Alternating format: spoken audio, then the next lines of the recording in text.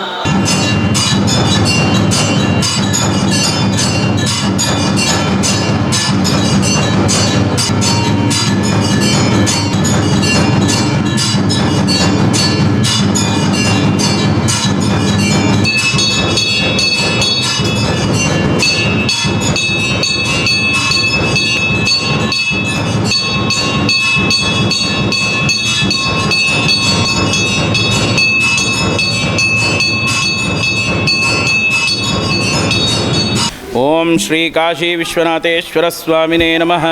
ಪ್ರತಿ ವರ್ಷದಂತೆ ಈ ವರ್ಷವೂ ಕೂಡ ಮಾಘ ಮಾಸದ ಚತುರ್ದಶಿಯ ದಿವಸ ಮಹಾಶಿವರಾತ್ರಿಯ ಒಂದು ಉತ್ಸವವನ್ನು ಈ ಒಂದು ಕಮ್ಮಸಂದ್ರ ಅಗ್ರಹಾರ ಶ್ರೀ ಕಾಶಿ ವಿಶ್ವನಾಥ ಸ್ವಾಮಿಯ ಕ್ಷೇತ್ರದಲ್ಲಿ ನಡೆಸ್ತಾ ಇರತಕ್ಕಂಥದ್ದಾಗಿದೆ. ಇದೇ ತಿಂಗಳ 26ನೇ ತಾರೀಕಿನ ದಿನ ಈ ಒಂದು ಮಹಾಶಿವರಾತ್ರಿಯ ಮಹಾಪರ್ವ ಆರಂಭ ಆಗಿ 27ನೇ ತಾರೀಕಿನ ದಿವಸ ಮಧ್ಯಾಹ್ನದವರೆಗೂ ನಡೆಯುವಂಥದ್ದಾಗತ್ತೆ. 26ನೇ ತಾರೀಕಿನ ದಿನ ವಿಶೇಷವಾಗಿ ಆ ಕಾಶಿ ವಿಶ್ವನಾಥ ಸ್ವಾಮಿಗೆ ಪ್ರಾತಃ ಕಾಲ 6 ಗಂಟೆಯಿಂದಲೇ ಅಭಿಷೇಕ ಪೂಜಾದಿಗಳು ಆರಂಭವಾಗಿ ನಿರಂತರವಾಗಿ ಅಭಿಷೇಕವನ್ನು ನಡೆಸುವಂಥದ್ದಾಗತ್ತೆ. ಅದಾದ ನಂತರ ವಿಶೇಷವಾಗಿ ಆ ಒಂದು ಶಿವರಾತ್ರಿಯ ನಿಮಿತ್ತವಾಗಿ ಸಹಸ್ರಲಿಂಗ ಪೂಜೆ ಈಗಾಗಲೇ ಶುರುವಾಗಿರ್ತಕ್ಕಂಥದ್ದು. ನದಿಯಿಂದ ತಂದಿರತಕ್ಕಂಥ ಸಹಸ್ರ ಲಿಂಗಗಳಿಗೆ ಶಾಸ್ತ್ರೋಕ್ತವಾಗಿ ವಿದ್ಯುಕ್ತವಾಗಿ ಪುರಾಣದಲ್ಲಿ ತಿಳಿಸಿರುವ ಹಾಗೆ ಲಿಂಗ ಪುರಾಣದಲ್ಲಿ ತಿಳಿಸಿರುವ ಹಾಗೆ ಸಹಸ್ರಲಿಂಗ ಪೂಜೆ ನಡೆಸುವಂಥದ್ದಾಗಿರುತ್ತೆ.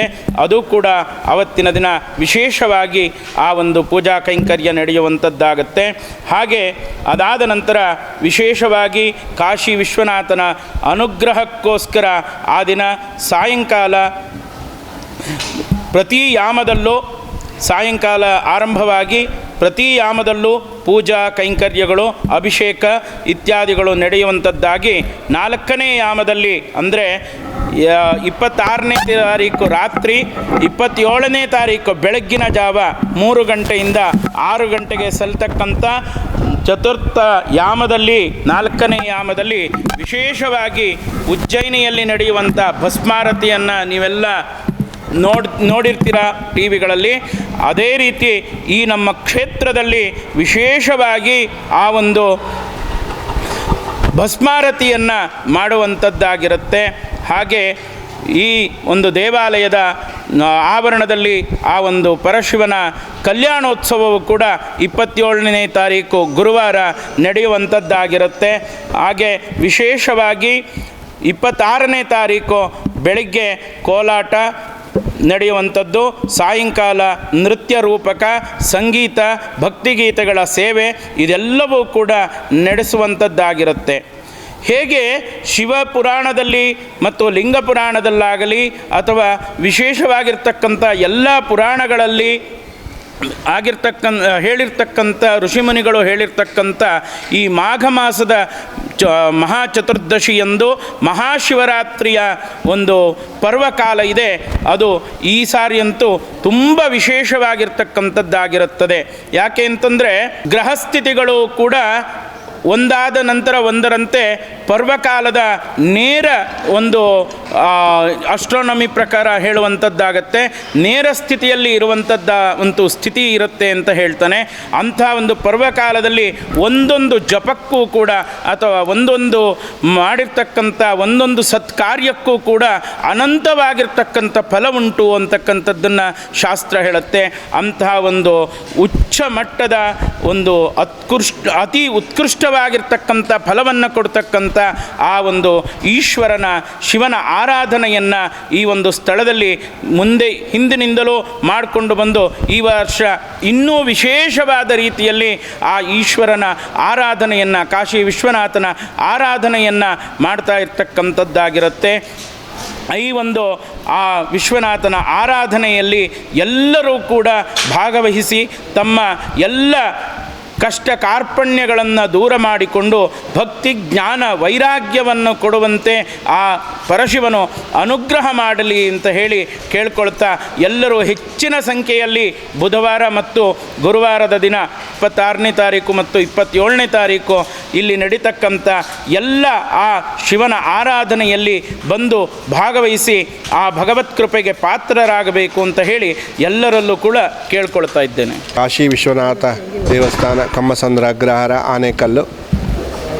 ಇಲ್ಲಿ ಶಿವರಾತ್ರಿಯ ವಿಶೇಷವನ್ನು ಕೇಳಲಿಕ್ಕಾಗಿ ಎಲ್ಲ ಬಂದಿದ್ದೀರ. ಶಿವರಾತ್ರಿಯ ದಿನ ಬೆಳಗಿನಿಂದ ಪ್ರಾರಂಭವಾಗಿ ಪ್ರಾತಃ ಕಾಲದಲ್ಲೇ ಅಭಿಷೇಕಗಳು ಪ್ರಾರಂಭವಾಗ್ತವೆ. ಹಾಗೆ ಜೊತೆಗೆ ಅದರ ಜೊತೆಯಲ್ಲೇ ಪ್ರಸಾದ ವಿನಿಯೋಗ ನಿರಂತರವಾಗಿ ಶಿವರಾತ್ರಿಯ ಮರುದಿವಸ ಗಿರಿಜಾ ಕಲ್ಯಾಣದ ನಂತರದಲ್ಲಿ ಭೋಜನದೊಂದಿಗೆ ಅದು ಮುಕ್ತಾಯವಾಗುವಂಥದ್ದು. ಮತ್ತು ದೇವಸ್ಥಾನಗಳು ನಮ್ಮ ಪ್ರಾಚೀನ ಸಂಸ್ಕೃತಿಯನ್ನು ಮುಂದುವರಿಸಿಕೊಂಡು ಬಂದಂತಹ ರಾಯಭಾರಿಗಳು ನಮ್ಮಲ್ಲಿ. ಅದು ಭಾರತದ ಉದ್ದಗಲಕ್ಕೂ ಕೂಡ ನಾವೆಲ್ಲ ಸ್ಥಳದಲ್ಲೂ ಕೂಡ ಪ್ರತಿಯೊಂದು ಗ್ರಾಮದಲ್ಲೂ ಅಥವಾ ಪ್ರತಿಯೊಂದು ಸ್ಥಳದಲ್ಲೂ ಇರತಕ್ಕಂಥ ದೇವಸ್ಥಾನಗಳು ಆಯಾ ಒಂದು ಧಾರ್ಮಿಕ ಪರಂಪರೆಯನ್ನು ಮುಂದುವರಿಸಿಕೊಂಡು ಬಂದಿರುವಂಥದ್ದು. ಅದೇ ರೀತಿಯಾಗಿ ಈಗ ನೀವು ನೋಡ್ತಿರುವಂತಹ ಈ ಕ್ಷೇತ್ರವು ಕೂಡ ಅದಕ್ಕೆ ಸೇರ್ಪಡೆಯಾಗಿ ವಿಶೇಷವಾಗಿ ಹೆಚ್ಚಿನ ದಿನಗಳೇನೂ ಆಗಿಲ್ಲ. ಒಂದು 6-7 ವರ್ಷಗಳಲ್ಲಿ ಇದು ಹಾಳು ಬಿದ್ದಂತಹ ಸ್ಥಳವನ್ನು ಮತ್ತೆ ಗ್ರಾಮಸ್ಥರೆಲ್ಲರೂ ಸೇರಿಕೊಂಡು ಅದನ್ನು ಪುನರುದ್ಧಾರ ಮಾಡಬೇಕು ಅಂತ ಹೇಳ್ತಕ್ಕಂಥ ಇಚ್ಛೆ ಉಳ್ಳವರಾಗಿ ಮುರಳೀಧರ ಭಟ್ರವರ ನೇತೃತ್ವದಲ್ಲಿ ಹಾಗೂ ಶ್ರೀಯುತ ನಾಗೇಶ್ ಅಡಿಗರವರ ನೇತೃತ್ವದಲ್ಲಿ ಇದು ನಡೀತಾ ಬರುವಂಥದ್ದು. ಯಾವುದೇ ಒಂದು ನಾವು ಸಸಿಯನ್ನು ನೆಟ್ಟು ಅದು ಮರವಾಗುವ ತನಕ ಅದನ್ನು ರಕ್ಷಣೆಯನ್ನು ಮಾಡಬೇಕು. ಮಧ್ಯದಲ್ಲಿ ನಾವು ಸಸಿಯನ್ನು ನೆಟ್ಟು ಬಿಟ್ಟಿದ್ದೇವೆ, ಅದು ಬೆಳೀಲಿಕ್ಕೆ ತನ್ನಿಂತಾನೇ ಬೆಳೀತದೆ ಅಂಥೇಳಿ ನಾವು ಬಿಟ್ಟರೆ ಅದಕ್ಕೆ ಬೇರೆ ಬೇರೆಯಾದಂಥ ಹಾನಿಗಳಾಗುವಂಥ ಸಂಭವ ಇರುತ್ತೆ. ಅದು ಪುಂಡು ದನಗಳು ಬಂದು ಅದನ್ನು ತಿನ್ನಬಹುದು ಅಥವಾ ಯಾರಾದರೂ ಅದನ್ನು ಕಿಡಿಗೇಡಿಗಳು ಕಡಿದು ಹಾಕಬಹುದು. ಹಾಗೆ ದೇವಸ್ಥಾನಗಳು ಹಾಗೆ ಈ ಗ್ರಾಮಸ್ಥರು ಅದಕ್ಕೆ ಅವಕಾಶವನ್ನು ಮಾಡಿಕೊಡದೆ ನಿರಂತರವಾಗಿ ಅರ್ಚಕರಿಗೆ ಸಹಕಾರವನ್ನು ಕೊಟ್ಟು ಅದು ಬೆಳೀಲಿಕ್ಕೆ ಪ್ರೋತ್ಸಾಹವನ್ನು ಕೊಡ್ತಾ ಇದ್ದಾರೆ. ಆ ಗ್ರಾಮಸ್ಥರ ಎಲ್ಲರ ಸಹಕಾರದೊಂದಿಗೆ ಏನೇನು ಕಾರ್ಯಕ್ರಮಗಳು ನಡೀತಾ ಇದೆ ಅದೆಲ್ಲ ಕೂಡ ನಡೀಲಿಕ್ಕೆ ಈ ಗ್ರಾಮಸ್ಥರ ಸಹಕಾರ ಅತ್ಯಂತ ಅಪೇಕ್ಷಣೀಯ ಮತ್ತು ಅತ್ಯಂತ ಉದಾರವಾದಂಥ ಮನಸ್ಸಿನಿಂದ ಅವರದ್ದು ಸಹಕಾರವನ್ನು ಕೊಡ್ತಾ ಇದ್ದಾರೆ. ಅದರಿಂದಾಗಿ ಈ ಕ್ಷೇತ್ರ ಬೆಳೀತಿರುವಂಥದ್ದು. ಅರ್ಚಕರು ಈ ದೇವಸ್ಥಾನದಲ್ಲಿದ್ದರೂ ಅರ್ಚಕರೇ, ಇಲ್ಲಿಂದ ಬಿಟ್ಟು ಇನ್ನೊಂದು ಕಡೆಗೆ ಹೋದರೂ ಅವರು ಅರ್ಚಕರೇ ಆಗಿರ್ತಾರೆ. ಆದರೆ ಈ ಗ್ರಾಮಕ್ಕೆ ಇರುವಂಥ ಇದೊಂದೇ ದೇವಸ್ಥಾನ, ಹಾಗಾಗಿ ಅದನ್ನು ಅರಿತುಕೊಂಡು ಅವರು ಅದಕ್ಕೆ ತುಂಬ ಸಹಕಾರವನ್ನು ಕೊಟ್ಟು ಬೆಳೆಸ್ತಾ ಇದ್ದಾರೆ. ವಿಶೇಷವಾದಂಥ ಪೂಜಾ ಕಾರ್ಯಕ್ರಮಗಳು ನಿರಂತರವಾಗಿ ನಡೆಯುವಂಥದ್ದು. ಭಗವಂತನಿಗೆ ಶಿವನಿಗೆ ಅಭಿಷೇಕ ವಿಶೇಷ. ಏಕೆ ಅಂತಂದರೆ ಒಂದೊಂದು ದೇವರಿಗೆ ಒಂದೊಂದು ವಿಶೇಷವನ್ನು ಹೇಳಿ ಅಲ್ಲಿ ಶಿವನ ವಿಷಯ ಬಂದಾಗ ಅಭಿಷೇಕ ಪ್ರಿಯೋ ಶಿವ ಅಂತೇಳಿ ಹೇಳ್ತಾರೆ. ಅಂದರೆ ನಿರಂತರವಾಗಿ ಭಗವಂತನಿಗೆ ಅಭಿಷೇಕವನ್ನು ಮಾಡುವಂಥದ್ದು. ಅದರ ಭಾವಾರ್ಥ ಇಷ್ಟೇ. ನಮ್ಮೊಳಗಿನ ಕೊಳೆಯನ್ನು ನಾವು ನಿರಂತರವಾಗಿ ಕಳೆದುಕೊಳ್ತಕ್ಕಂಥ ಪ್ರಕ್ರಿಯೆ ಆ ಶಿವನನ್ನು ನಮ್ಮೊಳಗೆ ನಾವು ಕಾಣುವಂಥದ್ದು. ಅದನ್ನೇ ಶರಣರು ಅನುಭಾವಿಗಳು ಹೇಳಿದರು. ಶಿವ ಹೊರಗಿಲ್ಲ, ನಮ್ಮೊಳಗೆ ಇದ್ದಾನೆ. ಅದನ್ನೇ ಬಸವಣ್ಣ ತನ್ನ ದೇಹವೇ ದೇಗುಲ ಇತ್ಯಾದಿಯಾಗಿ ಹೇಳಿಕೊಂಡು ಒಳಗಿರುವ ಶಿವನನ್ನು ನೋಡುವಂಥದ್ದೇ ಶಿವರಾತ್ರಿಯ ವಿಶೇಷ. ಹೊರಗಿನ ವಿಗ್ರಹದ ಮೂಲಕವಾಗಿ ಹೇಗೆ ಕನ್ನಡಿಯಲ್ಲಿ ನಮ್ಮ ಬಿಂಬವನ್ನು ನೋಡ್ತೇವೋ ಹಾಗೆ ಶಿವನಲ್ಲಿ ನಮ್ಮೊಳಗಿರುವಂಥ ಚೈತನ್ಯವನ್ನು ನಾವು ನೋಡುವಂಥದ್ದು. ಅದಕ್ಕಾಗಿ ಎಲ್ಲರೂ ಬಂದು ಭಾಗವಹಿಸಿ ಆ ಭಗವಂತನ ಕೃಪೆಗೆ ಪಾತ್ರ ಆಗಬೇಕಾಗಿ ತಮ್ಮಲ್ಲೆಲ್ಲ ನೀವು ಈ ಕೂಡ ಎಲ್ಲ ನಮ್ಮ ಚಾನಲ್ಗೆ ಸಬ್ಸ್ಕ್ರೈಬ್ ಆಗಿಲ್ಲ ಅಂದರೆ ಸಬ್ಸ್ಕ್ರೈಬ್ ಬಟನನ್ನು ಕ್ಲಿಕ್ ಮಾಡಿ, ಪಕ್ಕದಲ್ಲಿರೋ ಬೆಲ್ ಐಕನನ್ನು ಕ್ಲಿಕ್ ಮಾಡಿ. ನಾವು ಅಪ್ಲೋಡ್ ಮಾಡುವಂತಹ ವಿಡಿಯೋಸ್ ನಿಮಗೆ ನೋಟಿಫಿಕೇಶನ್ ಬರುತ್ತೆ.